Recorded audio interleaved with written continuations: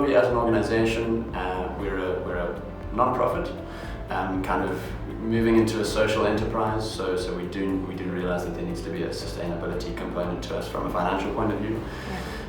So we are working with small-scale fishers, specifically putting them front and center of our conversation. While I have done a few of these interviews and speak on what we're up to, really the people that we represent are the small-scale fishers, specifically here in South Africa, but more and more moving to the international projects and creating a platform for small-scale fishers around the world, around the globe. But we're using technology, specifically mobile technology, to help empower small-scale fishers. To link them to a world that they maybe haven't used or seen before, and really highlight the work that they're doing and provide a tool for them to use to kind of advantage them in ways that they've been disadvantaged before.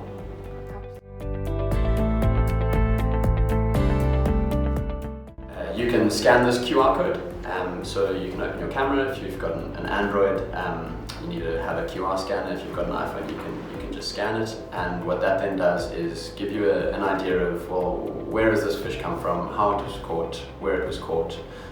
There's an interactive map that you can zoom in on for tourists that aren't familiar with the coastline of South Africa. It's really interesting.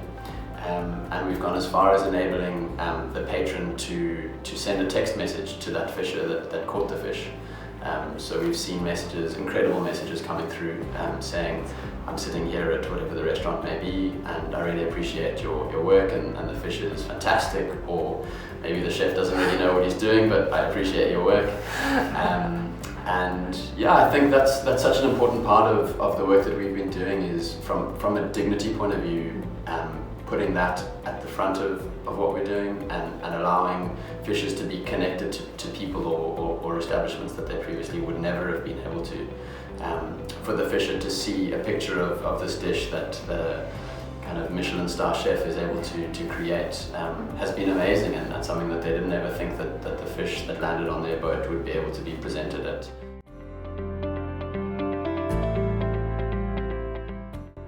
We've got a suite of 5 different mobile apps. The 2 that I'm working mostly on that I'll speak to you about is the Abalobi Fisher app, and that's in the hands of the fishermen. Excuse me, that's where it all started really for us as an organization, putting that technology in the hands of a fisherman, and importantly co-developing that app. So as opposed to, in many ways, and I think where we've made mistakes before, is we have a fantastic idea and we design it and then wonder why it hasn't worked. Whereas in this case, fishers really have been involved from the beginning in the design process, and understanding, well, what is it that you need here? How can this app benefit you? Which has been a lengthy process, but I think it's been the reason that we've kind of are standing in the shoes that we are, and have taken the direction that we have. So that's the Abalobi Fisher app. In short, the fisherman is recording daily on whether he went out fishing or not. That also obviously gives us information.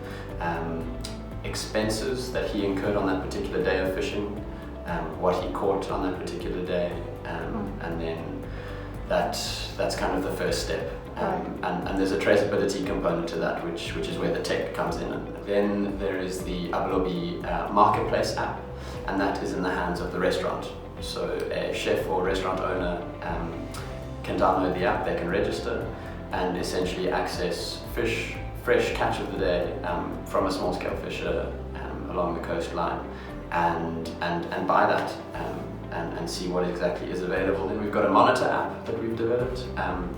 As far as monitoring fish and the sector, I think from a small-scale point of view it's difficult to do because there are so many fishers in the sector. But having an app that is able to give us real-time data is really powerful. So that's been developed and hopefully will be rolled out soon. And then there's the Abalobi Co-op and the Abalobi Monitor, and those are two other apps that we've also developed.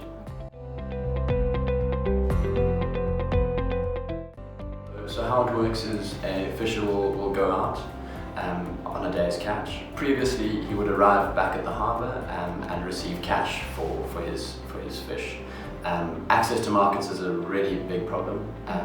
Many times we have fishers that are standing on the side of the road trying to sell their catch, often at the mercy of the middleman, which in many ways this app and our process has cut out.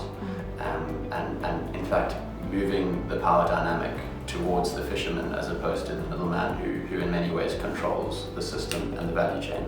The fisher, what happens now is adding value through the system, so that fisher now is able to go out to sea with ice, so there's a quality control and quality value add that the fishers are putting in, and in return for that they're getting a much better price.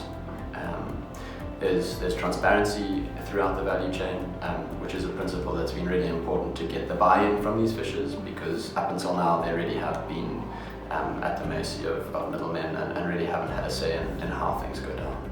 It's enabled fishers to be included in the conversation, it's enabled them to be kind of validated, and they've done that by getting a better price for their catch, and by realizing that they need to add value within the value chain, and take responsibility for that, and start to really manage their own businesses from looking at it from end to end, from the service that they're providing by catching the fish, but then how they can add value within the value chain to then get a top quality product to a restaurant or an establishment. Here in South Africa, and as is in many developing countries, we don't really have access to fish markets. So you in Europe would perhaps go to a fish market, and if you were a chef or a restaurant owner, you'd be able to find fish at the market, and you could take your pick as the catch of the day. This app is now providing chefs kind of a window into a fisher's world, which is a digital marketplace, and they can then see exactly what's been available. So yeah, the timing of that has been really important, to get to a point where the fisher lands his catch, and it then is kind of teamwork into we need to get this fish from where we are to the restaurant as fast as possible from a quality control point of view, and freshness point of view.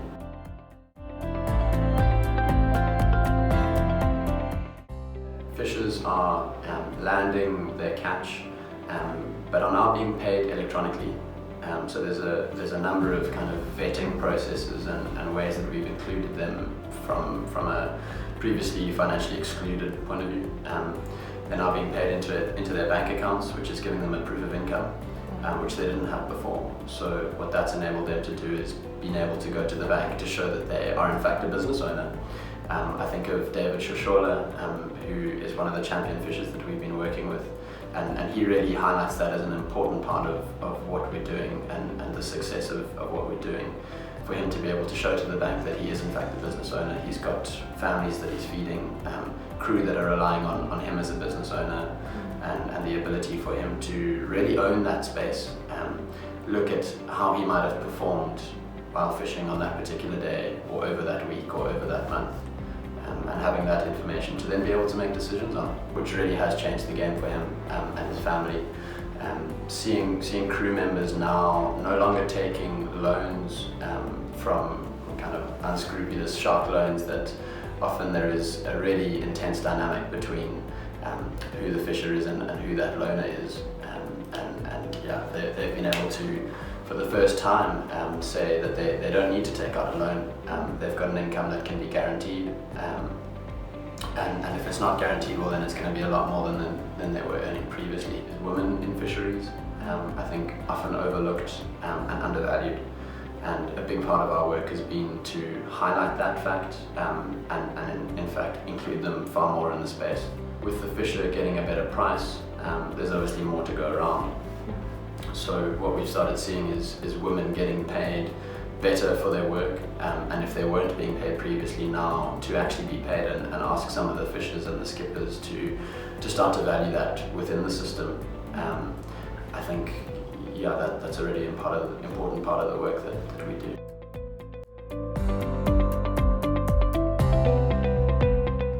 So we're using tech to basically encourage data ownership, I think is a big part of this. So up until now, small-scale fishers in general don't really have an idea of what they're doing or where they're going from a data point of view, as far as how much they've caught, where specifically they might be catching.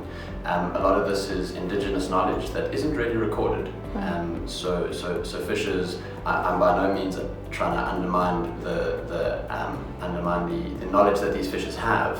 but that information isn't necessarily recorded.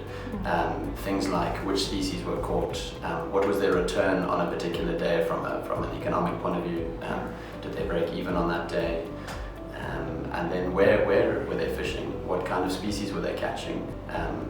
So historically that knowledge is known, but it hasn't been recorded yet. Using tech and a mobile app to record that information, to store that data, and then more importantly to give feedback to a fisher and include them in the conversation.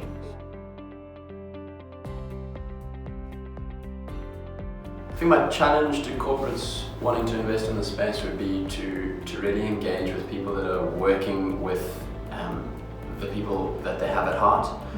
So those that are using technology and engaging with people that need it the most, I think is a big thing. But more than that, collecting data around that and making informed decisions on what is at stake here. So we've been able to do that with small-scale fisheries, which previously there wasn't much information on, and we now have a host of amazing data that shows incredible things. So yeah, I guess the challenge is work with people that are directly involved in the nuts and bolts and the kind of in the trenches with the people that are using the tech. A challenge to investors is to really recognize, well, where can you help people help themselves, and I think by supporting technology development that is putting those people first will make a massive difference, by not only helping them take ownership of their lives and the direction that they want to take, but again by including them in a conversation around, well, how do we start to look after what we've got going on from a fisheries point of view? How do we start to conserve? How do we include people in that conversation as opposed to systematically excluding them?